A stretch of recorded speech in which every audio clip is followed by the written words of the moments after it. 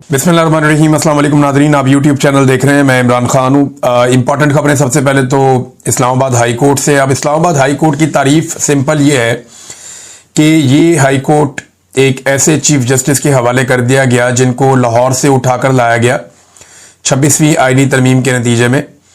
Justice Yahya Afridi इनको लाहौर से लेकर आए और 15वें नंबर से उठा के ला के यहाँ पे इस्लामाबाद हाई कोर्ट में चीफ जस्टिस बना दिया। इससे पहले आईने पाकिस्तान इसकी इजाजत नहीं देता था कि किसी और हाई कोर्ट से किसी जज को लाके दूसरे हाई कोर्ट में बिठा दिया जाए। तो 26वीं आईनी तरमीम में इसका रास्ता खोला गया और फिर वहां से एक जज को लाकर यहां पे इस्लामाबाद हाई कोर्ट में चीफ जस्टिस बना दिया गया। अब तब से लेकर अब तक इस्लामाबाद हाई कोर्ट ने दो चार चीजें बड़ी इंपॉर्टेंट की हैं। नंबर एक, इंसानी हकूक के मामलात को तो दफना कर रख दिया है। पाकिस्तान तरीके इंसाफ और पाकिस्तान तरीके इंसाफ से जुड़े लोगों को दीवार के साथ लगा दिया है। इंसाफ नापैद हो गया है। हुकूमत की चाकरी चल रही है अदालत में।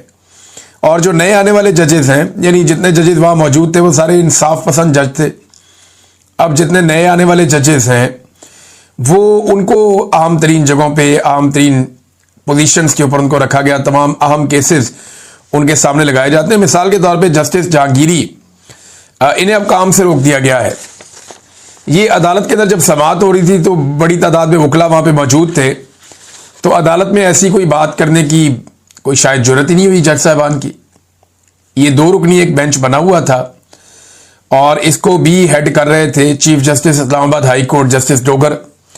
अब जस्टिस जहांगीरी वो जज हैं जिन्होंने सबसे पहले आवाज उठाई थी जिन जजों में कि एजेंसियां मुदाखलत करती हैं हमारे काम में, हमें दबाव में लेती हैं और हम पर असरअंदाज होती हैं हमारे फैसलों पर, लिहाजा जो एजेंसियां हरकतें कर रही हैं उनको रोका जाए।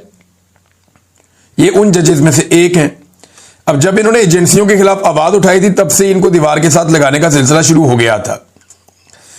जस्टिस जहांगीरी पे एक तो इल्जाम यह है या प्रॉब्लम यह है इनसे कि इन्होंने जो इंटेलिजेंस एजेंसियां हैं अदालती मामलात में उनकी मुदाखलत को नापसंद किया था और उसके खिलाफ आवाज उठाई थी। दूसरा, ये वही जज साहब हैं जो ट्रिब्यूनल थे, यानी इस्लामाबाद के जो तीनों हलके हैं वो इनके पास गए और इन्होंने रिकॉर्ड मंगवा लिया कि असली फॉर्म 45 लेकर आओ ताकि दूध का दूध और पानी का पानी हो जाए। तो उसको यानी इस दौरान में बहुत सारी, अब एस्टेब्लिशमेंट का प्रॉब्लम यह है ना, उन्होंने पूरा इलेक्शन ही चोरी किया हुआ है। पाकिस्तान का पूरा इलेक्शन एस्टेब्लिशमेंट ने चोरी करके हारने वाले उम्मीदवारों को दे दिया और PMLN की हुकूमत बना दी। अब ये जो है इस पे आर्टिकल 6 लगता है, ये संगीन गद्दारी का मुकदमा है। अब एस्टेब्लिशमेंट इससे बचना भी चाहती है। तो जस्टिस जहांगीरी जो है वो इसमें इंसाफ देने लगे थे और इस्लामाबाद की तीनों सीटों पे धांधली साबित होने लगी थी। और मैं आपको उन दिनों में ये कह रहा था कि अगर ये बंद टूट गया तो बहुत बड़ा सैलाब आएगा, फिर बाकी जगहों पे भी इंसाफ हो सकता है। लेकिन ये रास्ता बंद करने के लिए जस्टिस जहांगीरी के ऊपर एक इल्जाम लगा दिया जी कि इनकी जो डिग्री है वो जाली है। मिसाल के तौर पे जब ये वकील बने तो इनकी डिग्री तब जाली नहीं थी। जब ये डिप्टी प्रोसिक्यूटर बने तब भी डिग्री ठीक थी। जब ये डिप्टी अटॉर्नी जनरल बने तब भी डिग्री ठीक थी। जब एडवोकेट जनरल बने तब भी डिग्री ठीक थी। इस्लामाबाद हाई कोर्ट का जज बन गए तब भी डिग्री ठीक थी। बस जैसे ही इन्होंने 3 हलके खोले इस्लामाबाद के और जैसे ही इन्होंने आवाज उठाई कि जनाब एजेंसियां मुदाखलत कर रही हैं हमारे काम में, तो साथ ही डिग्री जो है वो फारिग कर दी गई। ये नाज़रीन हालात हैं। अब ये जो मामला चल रहा था अदालत में, तो जस्टिस डोगर ने या उनके साथी जज ने कुछ नहीं कहा, लेकिन जब वो चैम्बर में पहुंच गए तो वहां से खबर आती है जनाब कि उनको काम से रोक दिया गया है। हालांकि ये मामला सुप्रीम कोर्ट में अभी पेंडिंग है। यानी यहां कुछ अहम सवालात उठ जाते हैं कि 1 साल 2 महीने के बाद आज पहली समाअत थी और मेडिकल ग्राउंड पर वकील भी पेश नहीं हुआ और साथी वकील पेश हुआ, उसने कोई हकायक भी पेश नहीं किए, ना कोई सवालात हुए ना जवाबात हुए। तो ये इतना बड़ा फैसला कैसे आ गया, ये सवाल सब उठा रहे हैं। इस्लामाबाद हाई कोर्ट के सर्विस जज से बगैर दलाइल, बगैर नोटिस उनकी जुडिशियल पावर कैसे वापस ले ली गई, ये भी सवाल है। मरियम नवाज खान साहबा ने भी बड़े अच्छे सवालात उठाए। कोई कानूनी माहिर इसकी मंतक समझा सकता है कि जब जस्टिस डोगर ने खुद कहा कि अभी तो एतराजात पर केस सुन रहे हैं, जज साहब को नोटिस भी नहीं किया, तो ये एक तरफा फैसले कैसे हो गया। अदालत को यह भी तय करना था कि सुप्रीम जुडिशल काउंसिल में शिकायत के हतमी फैसले तक आईनी दरखास्त दायर भी हो सकती है या नहीं, फिर फैसला हो गया। यानी एक मामला सुप्रीम जुडिशल काउंसिल में है, जब तक वहां पे कोई मामला हल होता है या नहीं होता तब तक क्या यह मामला इस्लामाबाद हाई कोर्ट में सुना भी जा सकता है या नहीं। लेकिन क्योंकि एस्टेब्लिशमेंट की ख्वाहिश है और एस्टेब्लिशमेंट को ऐसे जजेस पसंद नहीं है जो इस वक्त कानून की, आइन की और इंसाफ की बात करें, लिहाजा एक और जज को रस्ते से हटाने का बंदोबस्त एस्टेब्लिशमेंट ने किया है। और यह सब पसंद और नापसंद की बुनियाद पे हो रहा है। सिर्फ जिद है एस्टेब्लिशमेंट की कि हमने इस मुल्क के हर इदारे को, हर शख्सियत को, हर सियासी जमात को, हर सहाफ़ी को, सबको हमने फतह करना है। कश्मीर फतह हो नहीं रहा और ये सारा पाकिस्तान के अंदर ही फतह के झंडे गाड़ते चले जा रहे हैं। बहरहाल ये एक बहुत बड़ी ज्यादती है जो जज साहब के साथ कर दी गई है। मैं तो एक बात कहूंगा कि ये बारी बारी सबकी बारी, ये जितने जजेस इंसाफ और कानून के साथ खड़े होना चाहते हैं उन्हें इकट्ठा होना पड़ेगा। अगर वो इकट्ठे नहीं होंगे तो याद रखिएगा कि बारी बारी सबकी बारी, ये सारे जजेस ज़ेरे ताब आएंगे क्योंकि एस्टेब्लिशमेंट की ब्रेकें कहीं नहीं लगनी।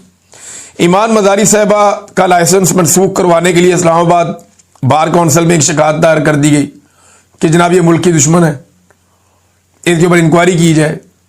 वैसे अजीब मुल्क की दुश्मन है जो हमेशा पिसे हुए तबकात, गरीबों की, कमजोरों की, जिन्हें दबाया गया उनके हक में बात करती है। अजीब दुश्मन है जो आइन की बात करती है, कानून की बात करती है, इंसाफ की बात करती है। तो ये तो कोई मुल्क दुश्मनी नहीं है, बल्कि इससे ज्यादा तो मुल्क की खिदमत कोई नहीं हो सकती। दूसरी जानिब ईमान मजारी साहबा ने यह किया कि जो सुप्रीम जुडिशल काउंसिल को उन्होंने एक बाकायदा मुरासला भिजवाया था, एक तफसीलात सारी भेजी थी कि उन्हें नौकरी की जगह पे या उनके काम की जगह पे उन्हें हरासमेंट का सामना करना पड़ा और उनको हरास किया जस्टिस डोगर ने। तो उसके बाद उन्होंने दो जगह पे दरखास्त दी थी ना, एक तो इस्लामाबाद हाई कोर्ट में दी थी जो कमेटी है हरासमेंट की, तो वो कमेटी तब्दील कर दी जस्टिस डोगर ने। अब यही मामला इन्होंने दोबारा लिखा उस लेटर के अंदर कि जनाब मैं, हरासमेंट मेरी हुई है, मैंने दरखास्त दी है, जहां दरखास्त दी है वो कमेटी तब्दील कर दी और कमेटी भी उसने तब्दील की जिसके खिलाफ मैंने दरखास्त दी है। तो ये एक कन्फ्लिक्ट ऑफ इंटरेस्ट का एक मामला है। तो ईमान मजारी साहबा तो पीछे नहीं हट रही और मजीद आगे बढ़ रही है। चेयरमैन पीटीए को ओहदे से हटाने का फैसला दे दिया जस्टिस बाबर सत्तार साहब ने। ये तफसीली फैसला 99 इसके पेजी ने, लेकिन देखें इसके ऊपर क्या बात करनी है।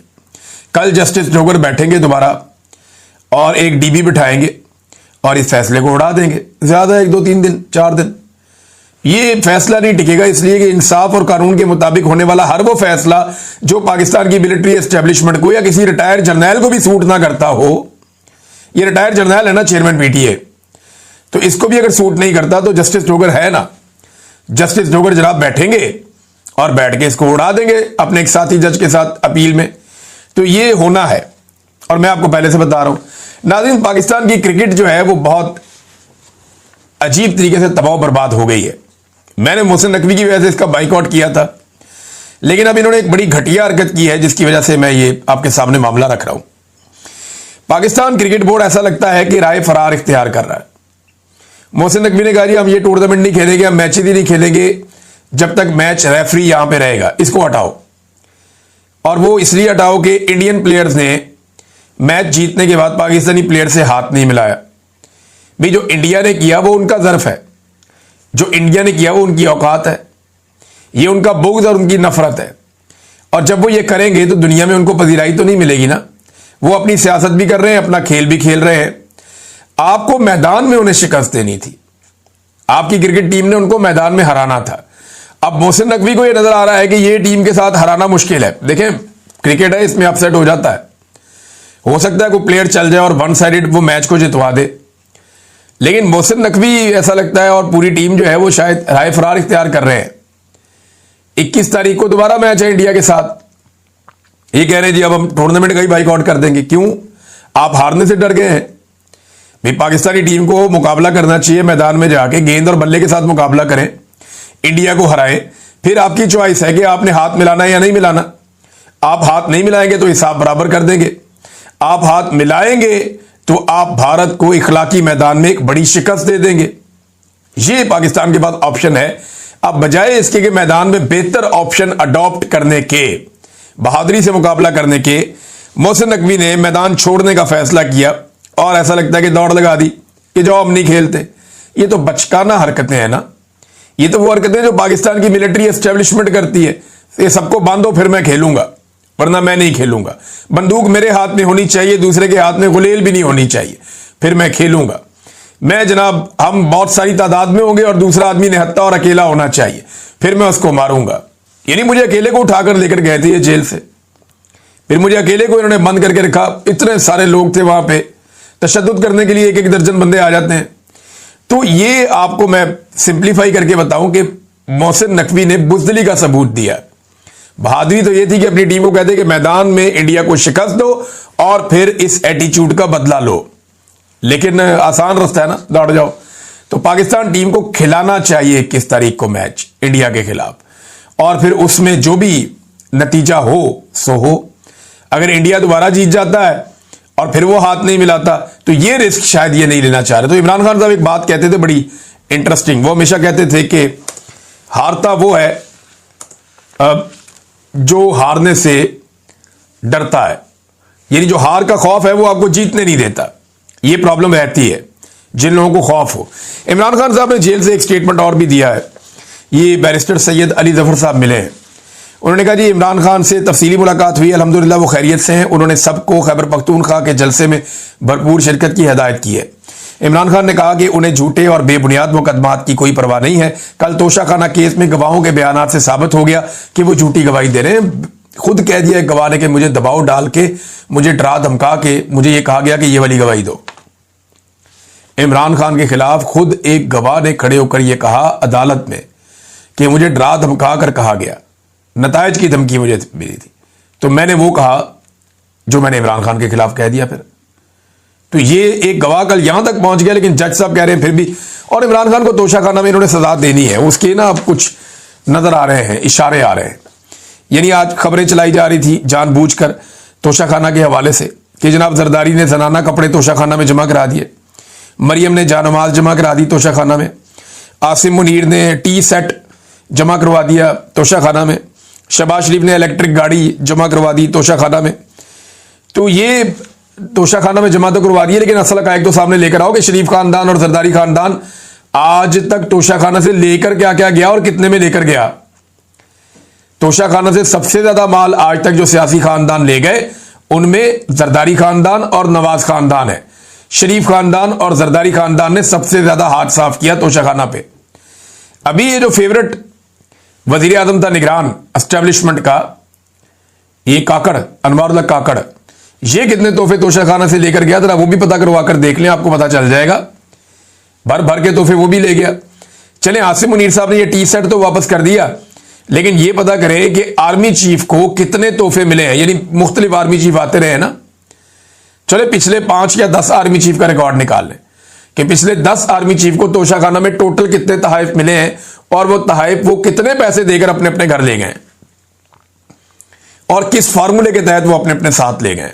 ये सवाल पूछा जाना चाहिए, ये होना चाहिए। मुशर्रफ दौर से शुरू कर लें, कियानी साहब को देख लें, उसके बाद राहील शरीफ को देख लें, कमर जावेद बाजवा को देख लें, फिर हाफिज आसिम मुनीर को देख लें कि इन्होंने कितने कितने तोहफे अपने घरों में लेकर गए। अब एक टी सेट जमा करवाया। ये सारी एक ना फेस सेविंग बनाई जा रही है और एक माहौल बनाया जा रहा है कि इमरान खान साहब को तोशाखाना में सजा देनी है, और ये इसके इशारे हैं। जिन्हें समझ आ जाए उनको आइडिया है कि अब क्या होने जा रहा है। बहरहाल इमरान खान साहब ने कहा कि कोई भी मुल्क जहां कानून की हुक्मरानी हो, ऐसा केस फौरन खारिज कर दिया जाता है।